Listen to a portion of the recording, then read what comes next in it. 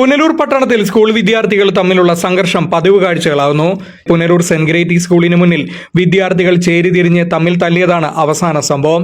Saint ഗ്രേറ്റി സ്കൂളിൽ നടന്ന പരിപാടിയോടനുബന്ധിച്ച് ഇത് കാണാനായി നിരവധി കുട്ടികളാണ് ഇവിടേക്ക് എത്തിച്ചേർന്നത്.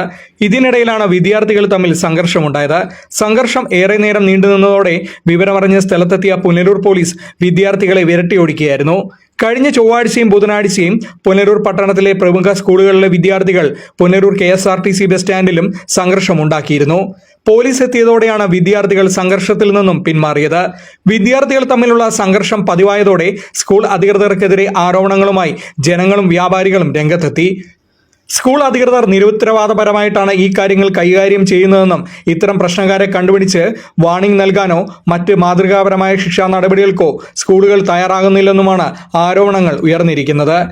ഇനിയൊരു പക്ഷേ വിദ്യാർത്ഥി സംഘർഷം ഉണ്ടാകുന്ന പക്ഷം വ്യാപാര സ്ഥാപനങ്ങൾക്കോ സാധാരണ ജനങ്ങൾക്കോ എന്തെങ്കിലും സംഭവിച്ചു പോയാൽ ആര് ഉത്തരവാദിത്വം ഏറ്റെടുക്കുമെന്നും ജനങ്ങളും വ്യാപാരികളും ഒരേ സ്വരത്തിൽ ചോദിക്കുന്നു. അതേസമയം വിവിധ സ്കൂളുകളിലെ വിദ്യാർത്ഥികൾ തമ്മിലും ഒരേ സ്കൂളുകളിലെ വിവിധ വിദ്യാർത്ഥികൾ തമ്മിലും സംഘർഷങ്ങൾ തുടർക്കഥയായിട്ടും സ്കൂളുകളുടെ റെപ്യൂട്ടേഷന്റെ പേര് പറഞ്ഞ് സ്കൂൾ അധികൃതർ തുടരുന്ന മൗനം ജനങ്ങളെയും ഞെട്ടിച്ചിട്ടുണ്ട്.